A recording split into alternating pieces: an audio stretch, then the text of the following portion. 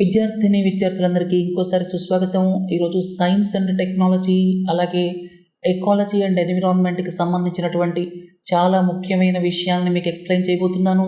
ముఖ్యంగా ఈ డిస్కషన్ అంతా కూడా 4 ఆస్పెక్ట్స్ చుట్టూ రివాల్వ్ అవుతూ ఉంటుంది. అంటే 4 ముఖ్యమైనటువంటి ఆస్పెక్ట్స్ ఉన్నాయి. ఒకటి గ్రేట్ నికోబార్ ప్రాజెక్ట్. గత లెక్చర్లో మనం కొన్ని విషయాలు నేర్చుకున్నాం. ఇవాళ ఇంకా కొన్ని ఎన్విరాన్మెంటల్ ఇష్యూస్ ఎక్స్ప్లెయిన్ చేస్తాను. రెండోది ఏంటంటే వైల్డ్ పోలియో వైరస్ స్ట్రెయిన్ 1 WPV1కి సంబంధించినటువంటి ఒక వార్త వచ్చింది. ఆఫ్ఘనిస్తాన్, పాకిస్తాన్లలో ఇది సర్క్యులేట్ అవుతుందని. ఈ సందర్భంగా పోలియో వైరస్ గురించి, పోలియో వ్యాక్సిన్స్ గురించి కొన్ని విషయాలు మాట్లాడుకుందాం. మూడోది sickle cell disease. Sickle cell disease దాదాపు సంవత్సరం క్రితం వార్తల్లోకి వచ్చింది. మళ్ళీ ఇప్పుడు ఎందుకు వార్తల్లోకి వచ్చిందంటే దీనికి సంబంధించినటువంటి జీన్ థెరపీ టెక్నిక్ని CRISPR-Cas9 పద్ధతి ద్వారా ఇండియన్ సైంటిస్ట్స్ కొద్ది నెలల్లో తయారు చేయబోతున్నారు. ఈ వార్త రావడంతో సికిల్ సెల్ డిసీజ్ అంటే ఏమిటి, సికిల్ సెల్ ట్రైట్ అంటే ఏమిటి, ఈ జెనెటిక్ డిసీజ్కి కారణం ఏమిటి, తర్వాత ఇంకొక ముఖ్యమైన విషయం ఏంటంటే 2 విధాలుగా ఈ డిసీజ్ని మేనేజ్ చేస్తారు. 2 పర్మనెంట్ సొల్యూషన్స్ ఉన్నాయి. డిసీజ్ మేనేజ్మెంట్కి ఉన్నటువంటి 2 విధానాలు ఏమిటి, అలాగే పర్మనెంట్ సొల్యూషన్స్ ఏమిటి, వీటి గురించి ఎక్స్ప్లెయిన్ చేస్తాను. ఇక 4వది CAR T-సెల్ థెరపీ. దీని గురించి ఎందుకు మాట్లాడుకుంటున్నాం, ఈ మధ్య 2 వార్తలు దీనికి సంబంధించి ముఖ్యంగా మీరు చదివే ఉంటారు. ఒకటి ఏంటంటే IIT ముంబైకి ఇంక్యుబేటెడ్ స్టార్టప్, అంటే IIT ముంబైలో జనరేట్ చేయబడినటువంటి స్టార్టప్ ఒక ఫార్మాస్యూటికల్ కంపెనీతో కలిసి CAR T-సెల్ థెరపీ చికిత్సని కమర్షియలైజేషన్ చేయడానికి ప్రయత్నం చేస్తోంది అనేది ఒక వార్త. అలాగే CAR T-సెల్ థెరపీ ద్వారా క్యాన్సర్ పేషెంట్స్కి చికిత్స జరిగినప్పుడు సెకండరీ క్యాన్సర్స్ కొద్ది మందిలో జనరేట్ అవుతున్నాయి అని చెప్పి యునైటెడ్ స్టేట్స్ ఆఫ్ అమెరికాకి సంబంధించినటువంటి FDA చెప్పడం. వీటన్నిటి మూలంగా మళ్ళీ ఒకసారి క్యాన్సర్ ట్రీట్మెంట్ ఎన్ని రకాలుగా ఉంటుంది, CAR T-సెల్ థెరపీ అంటే ఏమిటి, ఈ సందర్భంగా రెట్రో వైరసెస్ ఎందుకు వార్తల్లోకి వచ్చాయి, వీటన్నిటి గురించి మాట్లాడుకుందాం. సరే, చిన్న చిన్న ప్రశ్నల ద్వారా మీకు సమాధానాలు చెప్తూ ముఖ్యమైన విషయాన్ని చెప్పడానికి ప్రయత్నం చేస్తాను. ఆ తర్వాత కొన్ని స్లైడ్స్ ద్వారా మిగతా విషయాలను తెలుసుకుందాం. మొదటి ప్రశ్న, sickle cell disease, sickle cell trait, ఈ రెండింటికి మధ్య తేడా ఏమిటి? అసలు ఈ సికిల్ సెల్ డిసీజ్ ఎలా వస్తుంది అంటే ఇది జెనెటిక్ డిసీజ్. ముఖ్యంగా హెమోగ్లోబిన్కి సంబంధించినటువంటి, హెమోగ్లోబిన్ అంటే ప్రోటీన్ ఎర్ర రక్త కణాల్లో ఉంటుంది. అది ఆక్సిజన్ క్యారియర్. హెమోగ్లోబిన్ కౌంట్ మీరు డాక్టర్ దగ్గరికి వెళ్తే మొదట రాసేటువంటి టెస్టుల్లో హెమోగ్లోబిన్ ఉంటుంది. ఎంత పర్సంటేజ్ ఉంది అనేటువంటిది చూస్తారు. దానికి ఒక పర్టిక్యులర్ మెజర్మెంట్ విధానం ఉంది. తర్వాత అది అనుకున్న విధంగా లేకపోతే ఐరన్కి సంబంధించినటువంటి ఐరన్ రిలేటెడ్ మెడిసిన్స్ ప్రిస్క్రైబ్ చేస్తారు. మీ అందరికీ తెలిసిన విషయమే. హెమోగ్లోబిన్ ఈ ప్రోటీన్ ఏదైతే ఉందో ఇందులో 2 alpha sub proteins, 2 beta sub proteins ఉంటాయి. 2 alpha sub proteins, 2 beta sub proteins. Genetically disease ఉన్న వాళ్ళల్లో, అంటే జెనెటికల్గా ఒక జీన్లో ఫాల్ట్ ఉన్నప్పుడు ఏమవుతుందంటే ఆ 2 బీటా సబ్ యూనిట్స్ నార్మల్గా ఉండవు. 2 alpha sub units, 2 beta sub units అన్నీ నార్మల్గా ఉంటే మీకు ఈ హెమోగ్లోబిన్ ప్రోటీన్ అనేటువంటిది ప్రాపర్గా ఉంటుంది. ఇక్కడ బీటా సబ్ యూనిట్స్ అనేటువంటివి 2 కూడా ఫాల్టీ అయినప్పుడు, ఒకటి మదర్ నుంచి వస్తుంది, ఒకటి ఫాదర్ నుంచి వస్తుంది, 2 ఫాల్టీ అయినప్పుడు అది సికిల్ సెల్ డిసీజ్ అంటారు.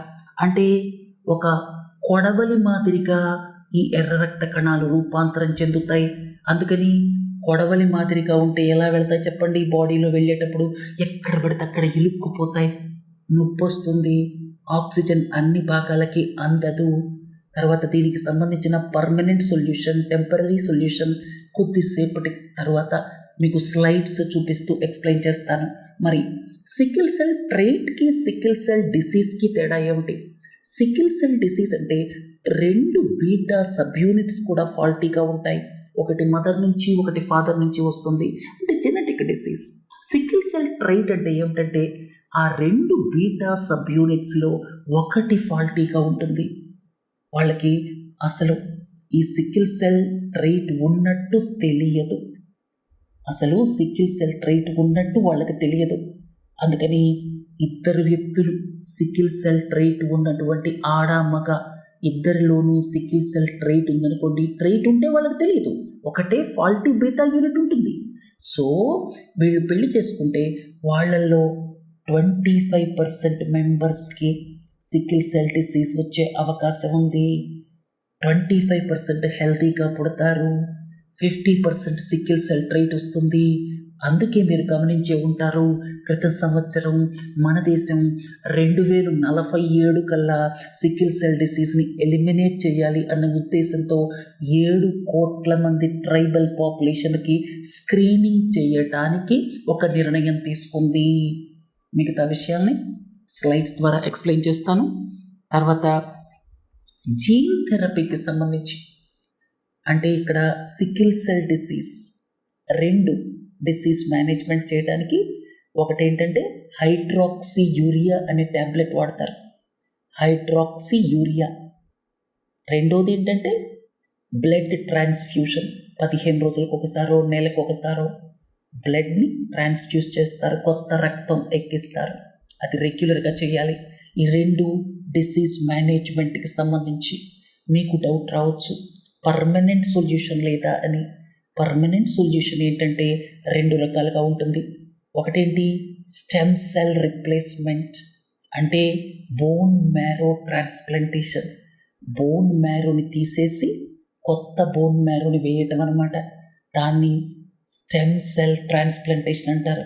రెండోది జీన్ థెరపీ, అంటే CRISPR Cas9 లాంటి జీన్ థెరపీ టెక్నిక్స్ని ఉపయోగించి ఆ ఫాల్టీ జీన్ ఏదైతే ఉందో దాన్ని కత్తిరించేయటం, మోడిఫై చేసేయటం, ఇది జీన్ థెరపీ. మన దేశానికి సంబంధించినటువంటి సైంటిస్ట్స్ ఈ జీన్ థెరపీని తయారు చేయటానికి కొద్ది దూరంలో ఉన్నారు. జనవరి నాటికల్లా వీళ్ళు జీన్ థెరపీ CRISPR Cas9 ఉపయోగించి ఈ టెక్నిక్ని తయారు చేయబోతున్నారు అని వార్త వచ్చింది. యునైటెడ్ స్టేట్స్ ఆఫ్ అమెరికా వాళ్ళు ఈ మధ్య దీనికి CRISPR Cas9 టెక్నాలజీ ఉపయోగించి తయారు చేయటం జరిగింది. ఇప్పుడు ఇండియన్ సైంటిస్ట్ కూడా ఒక విధంగా పురోగమన దిశలో ఉన్నారని చెప్పుకోవచ్చు.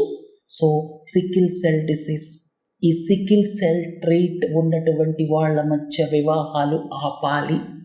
రెండోది ఏంటంటే అందరికీ ఎక్కడైతే వల్నరబుల్ పాపులేషన్స్ ఉన్నాయో క్లోజ్ రిలేటివ్స్లో పెళ్ళిళ్ళు చేసుకుంటారు. ట్రైబల్ పాపులేషన్లో వాళ్ళలో ఇది ఎక్కువగా ఉంటుంది, అందుకే వాళ్ళని స్క్రీన్ చేయాలి అన్నటువంటిది ప్రభుత్వం తీసుకున్న డెసిషన్స్లో ఒకటి. అర్థమైంది కదా. CRISPR Cas9 ఇది జీన్ థెరపీ టెక్నిక్ ఈ మధ్య విరివిగా వాడుతున్నారు. ప్లాంట్స్కి వాడచ్చు, యానిమల్స్కి వాడచ్చు, మనుషులకి వాడచ్చు. అసలు ఈ టెక్నాలజీ ఎలా డెవలప్ అయిందంటే ఒక బ్యాక్టీరియా వైరస్ల బారి నుంచి ఎలా రక్షించుకుంటుంది అనేటువంటి దాంట్లో ఉన్నటువంటి కాన్సెప్ట్ తీసుకొని సైంటిస్ట్ దీన్ని తయారు చేశారు. అర్థమైంది కదా. తర్వాత ఈ Cas9 అనేటువంటిది ఒక ఎంజైమ్, అనవసరమైన జీన్ని కట్ చేయడానికి ఉపయోగపడుతుంది. తర్వాత ఇమ్యూనోథెరపీ. సరే, సికిల్ సెల్ డిసీజ్కి సంబంధించిన ప్రశ్నలు అయిపోయిన తర్వాత ఈ CAR T cell therapy, CAR T cell therapy గురించి మాట్లాడుకుందాం.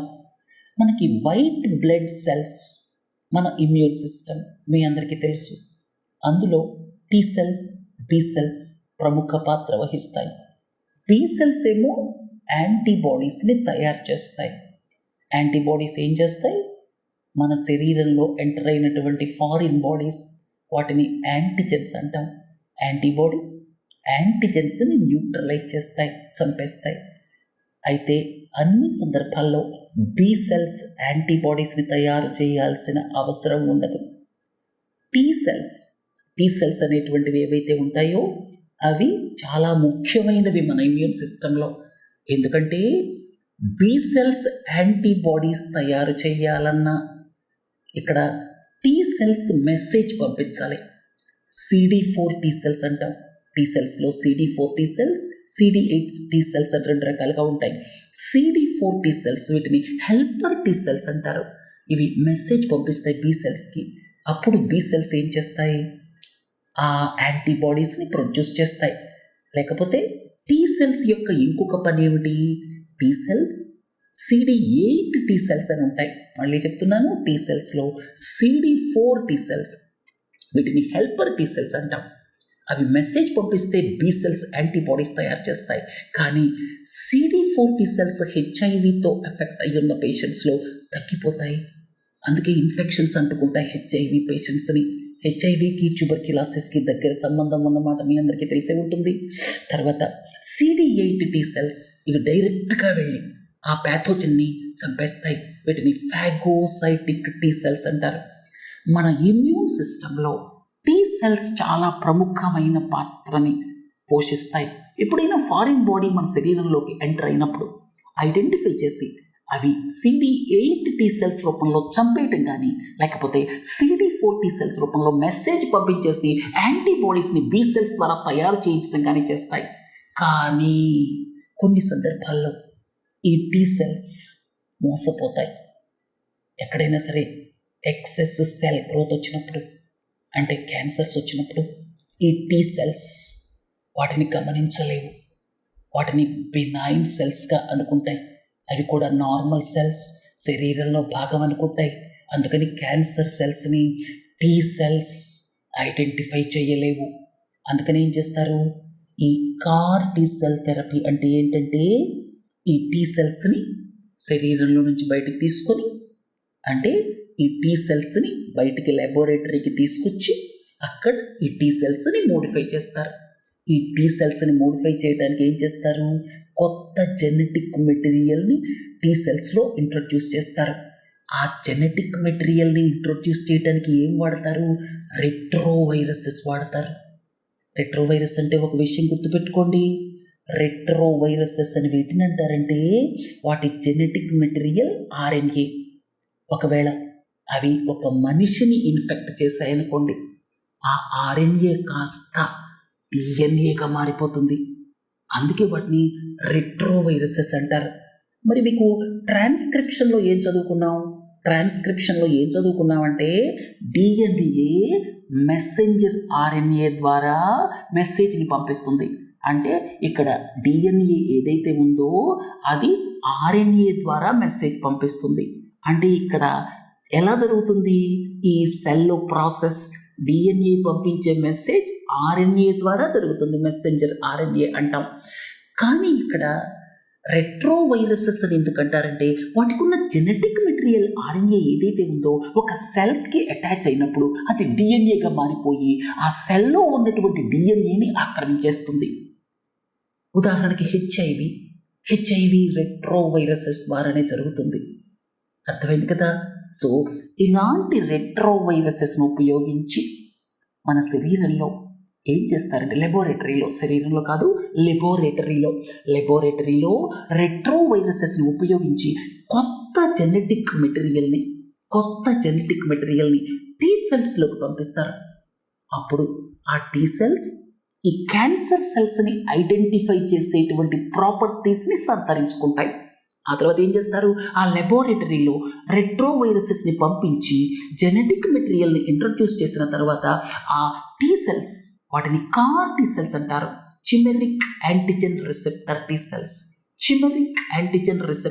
టీ సెల్స్ అంటే అప్పుడు ఆ క్యాన్సర్ యాంటిజెన్స్ని, క్యాన్సర్ సెల్స్ మీద ఉన్నటువంటి ఆ ఫారిన్ బాడీస్ని రికగ్నైజ్ చేసేసి అప్పుడు క్యాన్సర్ అనేటువంటిది ట్రీట్ చేయడానికి, ఆ ఎక్సెస్ గ్రోత్ ఏదైతే ఉందో వాటిని చంపేయడానికి ఉపయోగపడతాయి అన్నమాట. దీన్ని ఏమంటారు? ఇమ్యూనోథెరపీ అంటారు. ఎందుకని? ఇమ్యూనోథెరపీ అంటే మన ఇమ్యూన్ సిస్టమ్ని క్యాన్సర్ సెల్స్ని అటాక్ చేసే విధంగా మోడిఫై చేస్తున్నారు.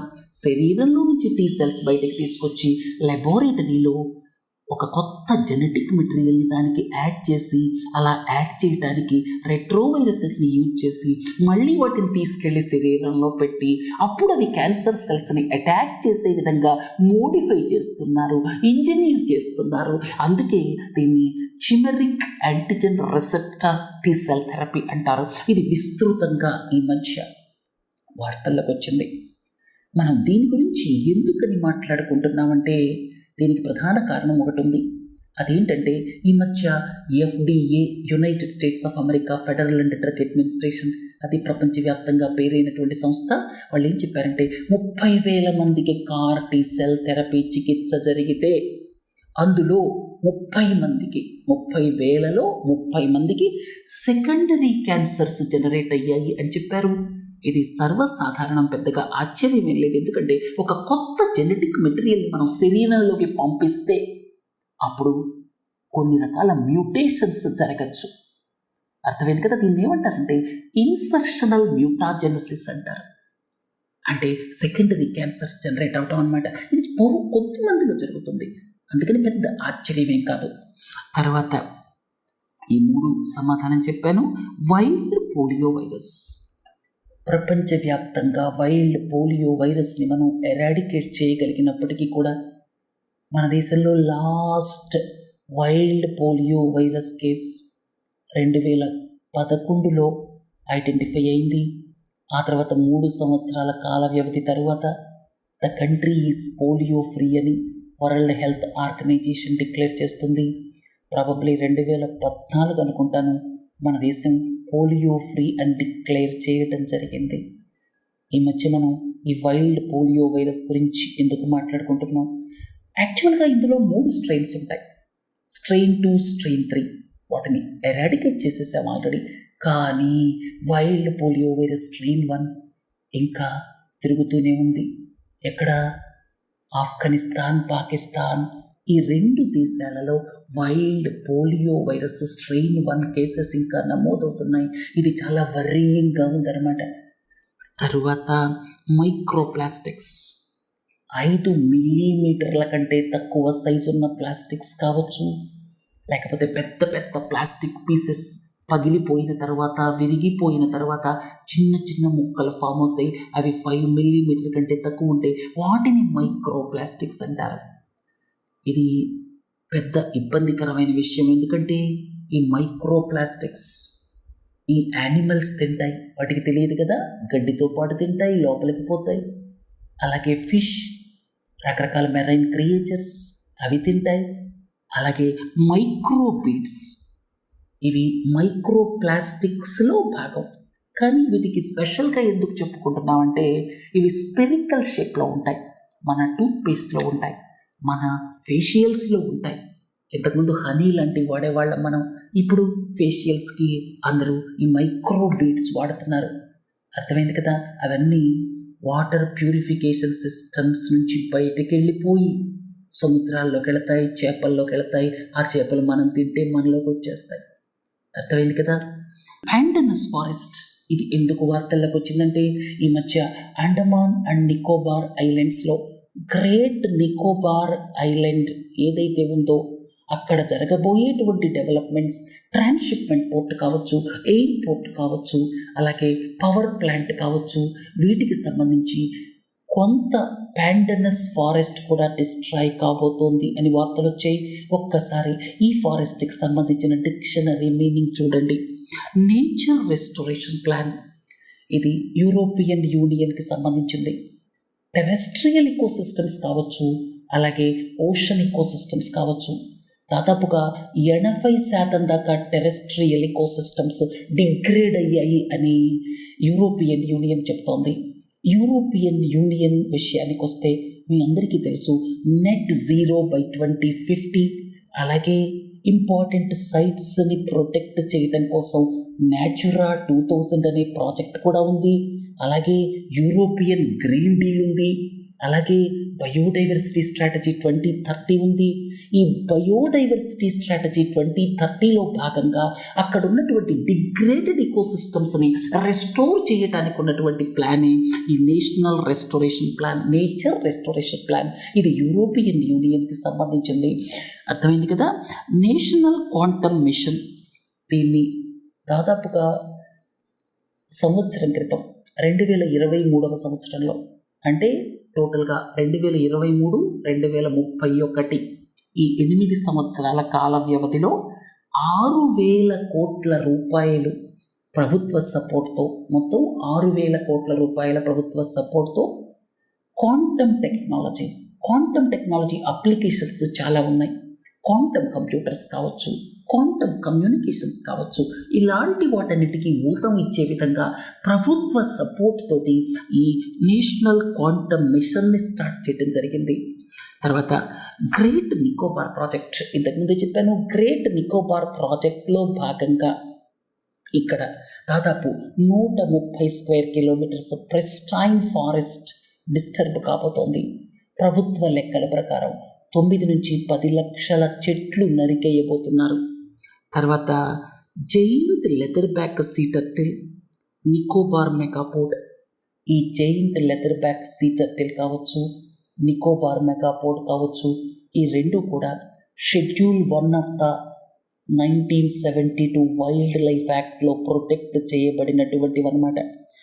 Giant leatherback sea turtle యొక్క నెస్టింగ్ సైట్స్లో ప్రామినెంట్గా ఈ గెలాథియా బే అనేటువంటి లొకేషన్ కూడా ఉంది. అయితే గెలాథియా బే అనేటువంటిది ట్రాన్స్షిప్మెంట్ పోర్ట్కి ఐడెంటిఫై చేయగలిగినటువంటి లొకేషన్ అన్నమాట. మళ్ళీ చెప్తున్నాను, ఈ రెండు giant leatherback sea turtle అలాగే నికోబార్ మెగాపోడ్, ఈ రెండు కూడా షెడ్యూల్ 1 ఆఫ్ ద 1972 యాక్ట్లో, షెడ్యూల్ 1 ఆఫ్ ద 1972 యాక్ట్ ఏదైతే ఉందో దాంట్లో ప్రొటెక్ట్ చేయబడినటువంటివి. షెడ్యూల్ 1 అంటే హైయెస్ట్ ప్రొటెక్షన్. ఈ giant leatherback sea turtle అలాగే Nicobar megapode. Giant leatherback sea turtle విషయానికి వస్తే ఇది 1 of the prominent nesting sites Galathea bay. కానీ గెలాథియా బేలోనే, గ్రేట్ నికోబార్ ఐలాండ్లో ఉన్నటువంటి గెలాథియా బేలోనే ఇప్పుడు ట్రాన్స్షిప్మెంట్ పోర్ట్ రాబోతోంది. దాంతో ఈ సీ టర్టిల్ ఎఫెక్ట్ అవుతుంది అని చెప్పి ఎన్విరాన్మెంటలిస్ట్ చెప్తున్నారు. ఇక్కడ గ్రేట్ నికోబార్ ప్రాజెక్ట్ మూలంగా వార్తల్లోకి వచ్చినటువంటి communities Shompens Nicobarese, great Nicobarese, little Nicobarese, ఇట్లా 2 రకాలు ఉంటారు. నికోబారీస్ పాపులేషన్ పెరుగుతూ ఉంది. వాళ్ళు పీవీటీజీస్ కాదు, పర్టిక్యులర్లీ వల్నరబుల్ ట్రైబల్ గ్రూప్స్ కాదు. కానీ షాంపెన్స్ ఎవరైతే ఉన్నారో వాళ్ళు పర్టిక్యులర్లీ వల్నరబుల్ ట్రైబల్ గ్రూప్స్. మొత్తం అండమాన్ అండ్ నికోబార్ ఐలాండ్స్లో 5 పీవీటీజీస్ ఉంటే షాంపెన్స్ వాళ్ళల్లో ఒకళ్ళు, వాళ్ళు బయట ప్రపంచానికి ఎక్స్పోజ్ కాలేదు, డిసీజ్ ద్వారా వాళ్ళు ఎఫెక్ట్ అవుతారేమో అన్నటువంటి ఎన్విరాన్మెంటలిస్ట్ ఆందోళన ఉందన్నమాట. తర్వాత Galathea bay wildlife sanctuary, megapode wildlife sanctuary, ఈ 2 కూడా గ్రేట్ నికోబార్ ఐలాండ్లో ఉన్నాయి. ఈ రెండింటిని కూడా ప్రభుత్వం డీనోటిఫై చేసింది. తర్వాత జనరేటివ్ ఆర్టిఫిషియల్ ఇంటెలిజెన్స్ అంటే ఏమిటి?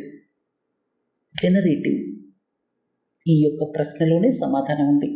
మిలియన్స్ ఆఫ్ ఇమేజెస్ ఉపయోగించి, మిలియన్స్ ఆఫ్ టెక్స్ట్ ఉపయోగించి, ఇవన్నీ మెషిన్కి నేర్పి దాన్ని మెషిన్ లెర్నింగ్ అంటాం. ఆ తర్వాత దానంతటదే ఈ మిలియన్స్ ఆఫ్ ఇమేజెస్ మూలంగా, మిలియన్స్ ఆఫ్ టెక్స్ట్ మూలంగా అది నేర్చుకున్న దాన్ని అప్లై చేసి మనకి కావలసిన ఇన్ఫర్మేషన్ ఇస్తే జనరేటివ్ ఆర్టిఫిషియల్ ఇంటెలిజెన్స్, GAI అంటాం. ఇది ప్రముఖంగా వినపడుతోంది ఈ మధ్య. సేఫ్ హార్బర్ ప్రొటెక్షన్ అంటే ఇన్ఫర్మేషన్ టెక్నాలజీ 79 సెక్షన్ ప్రకారం ఈ సోషల్ మీడియా ఇంటర్మీడియరీస్ రెస్పాన్సిబుల్ కాదు థర్డ్ పార్టీ కాంటెంట్కి. ఎవరైనా వచ్చి యూట్యూబ్లో ఏదైనా అప్లోడ్ చేశారనుకోండి, యూట్యూబ్ రెస్పాన్సిబుల్ కాదు. ఒకవేళ అది హేట్ స్పీచ్ అనుకోండి, ప్రభుత్వం చెప్తుంది డిలీట్ చేసేయండి అని చెప్పి. సో అది వేరే ఇష్యూ.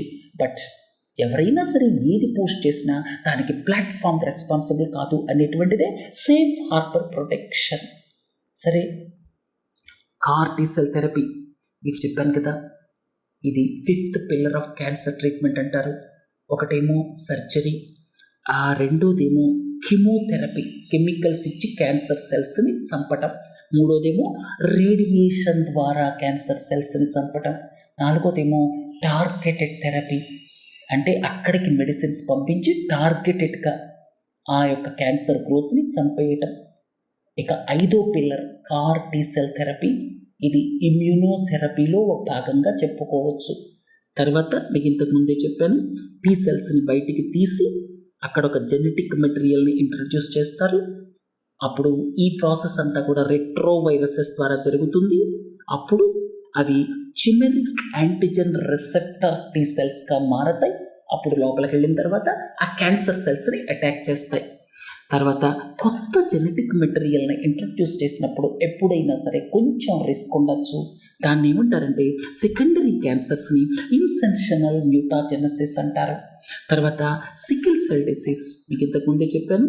ఇది ఎందుకు వార్తల్లోకి వచ్చిందంటే CSIR IGIB institute of genomics and integrative biology వాళ్ళు ఒక జీన్ ఎడిటింగ్ టూల్ CRISPR-Cas9ని డెవలప్ చేయడానికి అతి దగ్గరలో ఉన్నారు.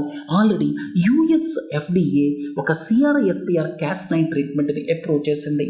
ఇక ఇంతకు ముందే మీకు చెప్పాను, 2α 2β సబ్ యూనిట్స్ ఉంటాయి, ప్రోటీన్ సబ్ యూనిట్స్.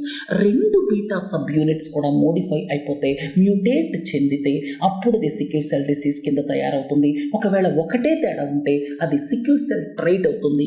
ఇక్కడ చూడండి, ఇద్దరు సికిల్ సెల్ ట్రైట్ ఉన్నటువంటి వాళ్ళు పెళ్లి చేసుకుంటే వాళ్ళలో 25% మెంబర్స్కి ఏ విధమైన డిసార్డర్ రాదు, 50% మెంబర్స్కి సికిల్ సెల్ ట్రైట్ ఉండొచ్చు, 25%కి సికిల్ సెల్ డిసీజ్ రావచ్చు అనమాట. అంటే 2β సబ్ యూనిట్స్ మోడిఫై అయితేనే సికిల్ సెల్ డిసీజ్ వస్తుంది. ఇక దీనికి పర్మనెంట్ సొల్యూషన్, టెంపరీ సొల్యూషన్ ఇంతకు ముందే చెప్పాను. రెగ్యులర్ డిసీజ్ మేనేజ్మెంట్ విషయానికి వస్తే హైడ్రాక్సియూరియా అనే ట్యాబ్లెట్, అలాగే ఫ్రీక్వెంట్ బ్లడ్ ట్రాన్స్ఫ్యూషన్స్, ఈ రెండు కూడా డిసీజ్ మేనేజ్మెంట్. ఇక పర్మనెంట్ సొల్యూషన్స్ ఏంటంటే స్టెమ్ సెల్ ట్రాన్స్ప్లాంటేషన్, అంటే బోన్ మ్యారో ట్రాన్స్ప్లాంట్ అని చెప్పుకోవచ్చు. ఇక రెండోది ఏంటంటే జీన్ థెరపీ, CRISPR-Cas9 లాంటి టెక్నిక్స్ ద్వారా ఈ యొక్క జెనెటికల్లీ సొల్యూషన్ తీసుకురావటం. అర్థమైంది కదా? ఇవి రెండు కూడా పర్మనెంట్ సొల్యూషన్స్ అన్నమాట. సరే, ఈరోజు సైన్స్ అండ్ టెక్నాలజీ ఇంతటితో ముగిద్దాం. మళ్ళీ రేపు పాలిటీ, మ్యాథ్స్ వాటితో కలుద్దాం. నమస్తే.